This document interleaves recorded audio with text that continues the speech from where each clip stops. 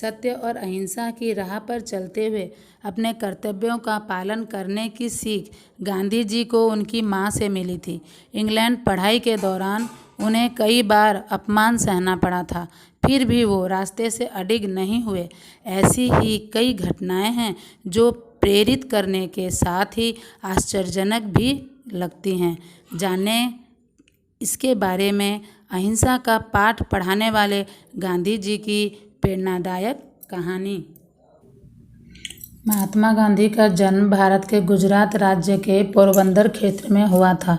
उनके पिता श्री करमचंद गांधी पोरबंदर के दीवान थे और माता पुतलीबाई एक धार्मिक महिला थी।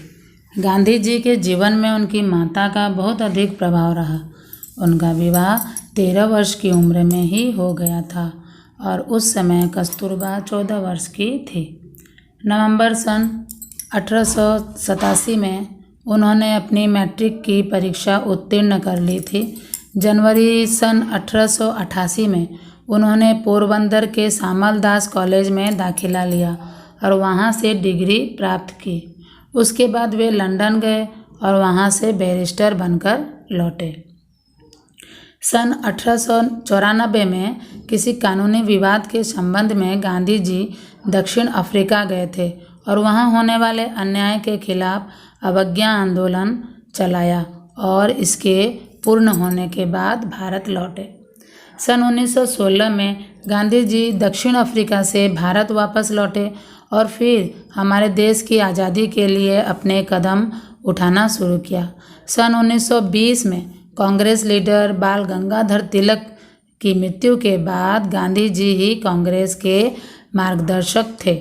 सन 1914 से 1919 के बीच जो प्रथम विश्व युद्ध हुआ था उसमें गांधी जी ने ब्रिटिश सरकार को इस शर्त पर पूर्ण सहयोग दिया कि इसके बाद वे भारत को आज़ाद कर देंगे, परंतु जब अंग्रेज़ों ने ऐसा नहीं किया तो फिर गांधी जी ने देश को आज़ादी दिलाने के लिए बहुत से आंदोलन चलाए। इसमें से कुछ आंदोलन निम्नानुसार हैं। सन 1920 में असहयोग आंदोलन, सन 1930 में अवज्ञा आंदोलन, सन 1942 में भारत छोड़ो आंदोलन। वैसे तो गांधी जी संपूर्ण जीवन ही एक आंदोलन की तरह रहा, परंतु उनके द्वारा मुख्य रूप से 5 आंदोलन चलाए गए, जिनमें से 3 आंदोलन संपूर्ण राष्ट्र में चलाए गए और बहुत सफल हुए और इसलिए लोग इसके बारे में जानकारी भी रखते हैं। गांधी जी द्वारा चलाए गए इन सभी आंदोलनों को हम निम्न प्रकार से वर्गीकृत कर सकते हैं। सन 1942 में महात्मा गांधी द्वारा चलाया गया तीसरा बड़ा आंदोलन था भारत छोड़ो आंदोलन।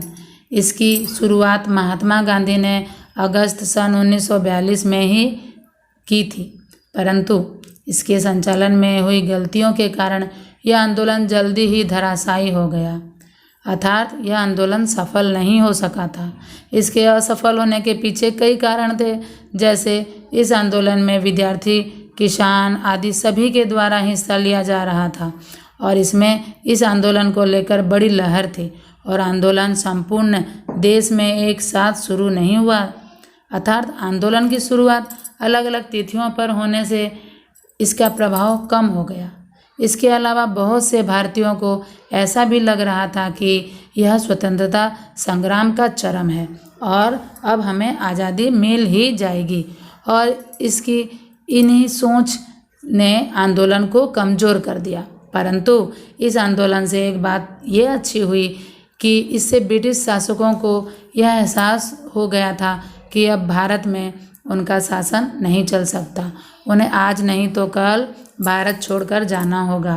इस तरह गांधी जी द्वारा उनके जीवन काल में चलाए गए सभी आंदोलनों ने हमारे देश की आज़ादी के लिए अपना सहयोग दिया और अपना बहुत गहरा प्रभाव छोड़ा। महात्मा गांधी ने जितने भी आंदोलन किए उन सभी में कुछ बातें एक समान थी, जिनका विवरण निम्नानुसार है। ये आंदोलन हमेशा शांतिपूर्ण ढंग से चलाए जाते थे। आंदोलन के दौरान किसी भी प्रकार की हिंसात्मक गतिविधि होने पर गांधी जी द्वारा वह आंदोलन रद्द कर दिया जाता था। यह भी एक कारण था कि हमें आज़ादी कुछ देर से मिली। आंदोलन हमेशा सत्य और अहिंसा की नींव पर ही किए जाते थे। गांधी जी एक महान लीडर तो थे ही, परंतु अपने सामाजिक जीवन में भी वे सदा सादा जीवन उच्च विचार को मानने वाले व्यक्तियों में से एक थे। उनके इसी स्वभाव के कारण उन्हें लोग महात्मा कहकर संबोधित करने लगे थे। गांधी जी प्रजातंत्र के बड़े भारी समर्थक थे। उनके दो हथियार थे, सत्य और अहिंसा। इन हथियारों के बल पर उन्होंने भारत को अंग्रेजों से आज़ाद कराया। गांधी जी का व्यक्तित्व कुछ ऐसा था कि उनसे मिलने पर हम हर कोई उनसे बहुत प्रभावित हो जाता था। 30 जनवरी सन 1948 को नाथूराम गोडसे द्वारा गोली मारकर महात्मा गांधी जी की हत्या कर दी गई थी। उन्हें 3 गोलियां मारी गई थी और उनमें उनके मुंह से निकले अंतिम शब्द थे, हे राम। उनकी मृत्यु के बाद दिल्ली में राजघाट पर उनका समाधि स्थल बनाया गया था। इस प्रकार गांधी जी बहुत ही महान व्यक्ति थे। गांधी जी ने अपने जीवन में अनेक महत्वपूर्ण कार्य किए।